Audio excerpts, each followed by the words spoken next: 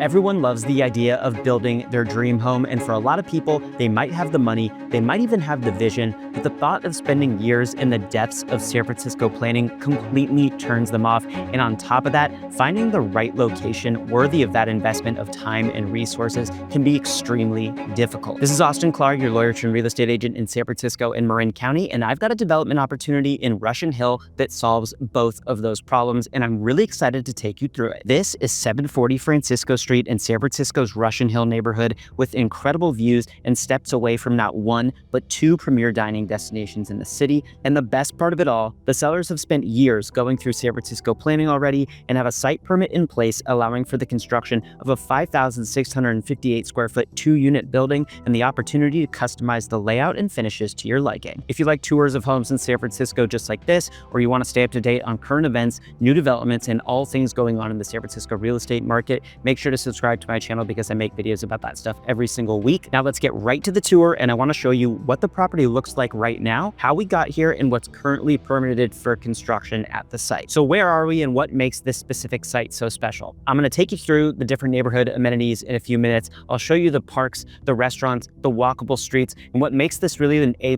location. But what really makes this specific spot so special is that it's a corner lot and it's an above average size lot for San Francisco. A typical lot in SF is 25 feet wide and on average between 2,500 and 3,000 square feet. This one is 37 feet wide and over 3,600 square feet, so 50% wider and over 20% larger than your standard parcel.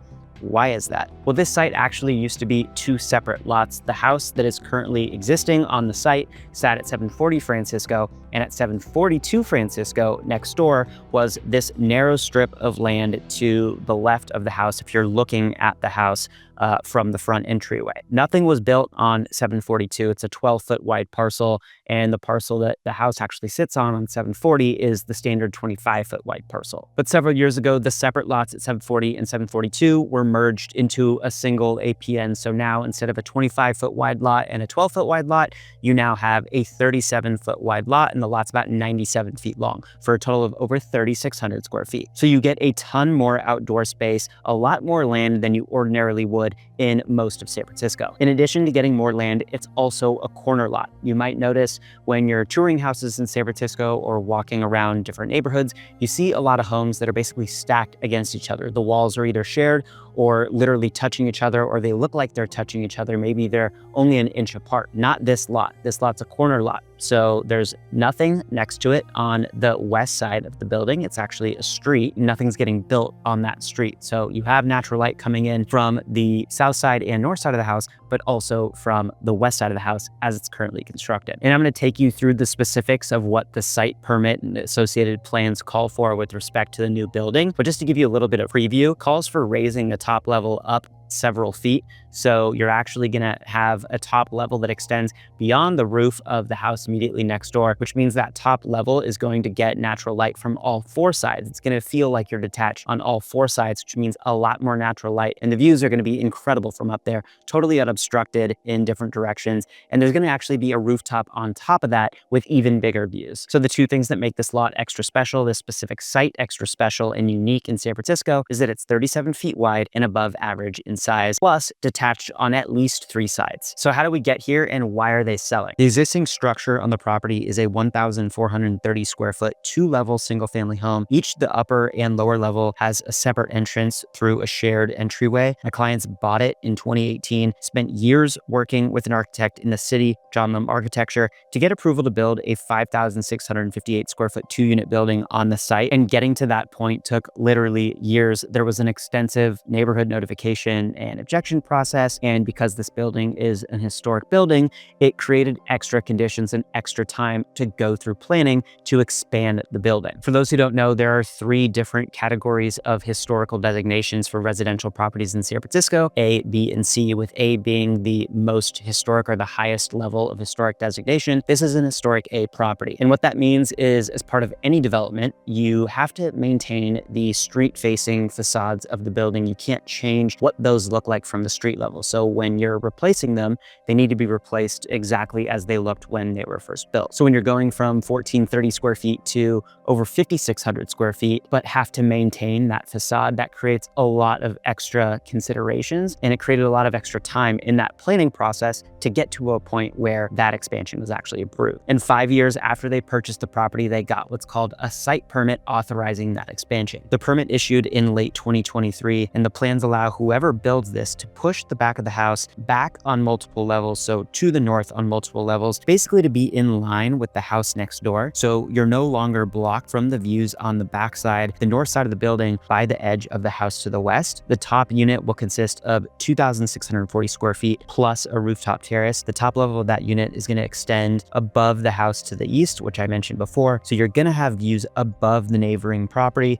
views to the north and to the east from Alcatraz to the Bay Bridge, Coit Tower, and even downtown. It'll also have a rooftop terrace on top of that top level, and the views there will be unobstructed to the north and to the east, and they're going to be absolutely incredible. The lower unit will be over 3,000 square feet and detached on 3 sides, like I mentioned before. Not going to have as big of views, but it'll be totally turnkey, ready to go, and you'll still have some north-facing views. So what's actually left to do in the planning process? Well, the current owner right now has a site permit that authorizes that expansion, like I mentioned, but to actually get this to being shovel ready where you can actually start construction, the next owner is going to need what's called an addendum permit or an actual building permit. So they're going to have to hire an engineer and hire a contractor. They can use the architect that's already in place. That probably makes the most sense. But if they really didn't want to, they wanted to use a different one, they could.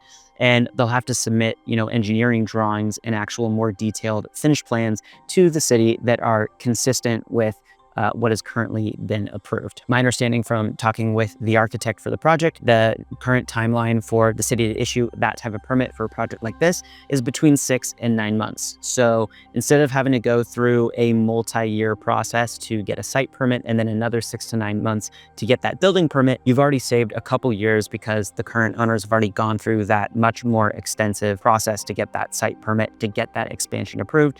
Now you just need to make plans that are consistent with what's already been approved, and then you'll be shovel ready. And during those 6 to 9 months, you'll have the opportunity to customize what the inside of this house looks like. The, exterior shell, the footprint of the building, that's been set by what's been approved, but the inside can be changed. Current plans might call for a living room or a bedroom in one spot. You don't have to necessarily stick with that specific plan. And of course, none of the finishes have been chosen. So you can choose any types of finishes that you might possibly want to really make this place your own. So whether you're looking to build a multi-generational estate for your family, or you're looking to occupy one unit and rent out the other, or build a massive, 2-unit rental property, rent out both properties, or you want to live in both properties yourself. The plans for this building offer a lot of flexibility for that next owner. And the cherry on top, the A+ location to so many incredible amenities, which I'm going to take you through now. The property's on the edge of Russian Hill, a block and a half from Columbus Avenue, which is the mecca of Italian food in the Little Italy of San Francisco, the North Beach neighborhood. The bulk of the restaurants and bars in North Beach are located either directly on Columbus Avenue or on the offshoots immediately around Columbus Avenue. So this is an incredibly great location if you love Italian food, if you like nightlife. Columbus isn't super steep either, so it is very walkable, easily bikeable, and it's not far down the hill from 740 Francisco to get to Columbus. You're also super close to Joe DiMaggio Park, which was recently renovated with beautiful basketball courts, tennis courts, playgrounds, swimming pool, even a library. It's also a few blocks from Washington Square Park, which is one of my favorite parks in the city. They do food and cultural festivals around the park every year. Great place to grab a slice of pizza or a sandwich and have a picnic. In the other direction from the property, so if you go west, you're just a couple blocks from Hyde Street, which is one of the main commercial corridors in the Russian Hill neighborhood. Ton of shops, bars, and restaurants on Hyde Street. It's a beautiful tree-lined street, and the trolley car goes up and down it, so really picturesque, very pretty area to walk around. You're also a block from the Gold Coast or Billionaires Row of Russian Hill with some of the most incredible homes in the area and in San Francisco more generally. The homes there feel like incredible estates, and the views from this property will rival those. And finally, you're less than 10 minutes drive from downtown San Francisco, from all the incredible restaurants there and shops in Jackson Square and in Union Square. So there's so much to do in and around this property. So between the views, the walkability, the incredible amount of outdoor space, and the all-around A-plus location next to so many incredible amenities, this really is a prime development opportunity, especially when you consider the time and money that you save by not having to go through years of planning to get to where my client already is in the planning process. You might be wondering, if it's such a great opportunity, why aren't my clients just doing it themselves? Well, they don't live in the United States anymore. They had plans to live in one of the units and rent out the other, but the pandemic completely uprooted their lives, so they don't even live in the country anymore. Otherwise, they'd probably still be pursuing these plans, so that's why they're available. It recently hit the market for $1,995,000, and it's an incredible opportunity for the next owner. So if you're thinking about a big project in San Francisco, or maybe you don't have an appetite for that and you just want to renovate the existing single-family home that's on this property, you need to check this out. I put more information about the property in the description below, including a link to the website that will show you the proposed plans that were developed by John Lum Architecture. If you have any questions about the property or what's going on in the neighborhood or the San Francisco real estate market more broadly, given all the changes that we've been experiencing, definitely reach out to me. I was a lawyer at one of the biggest law firms in the world before getting into real estate, and now I help numerous people relocate to San Francisco from all over the country. I'd be happy to be a resource for you. Reach out anytime. And before you go, if you want to learn how Russian Hill stacks up against other neighborhoods in San Francisco,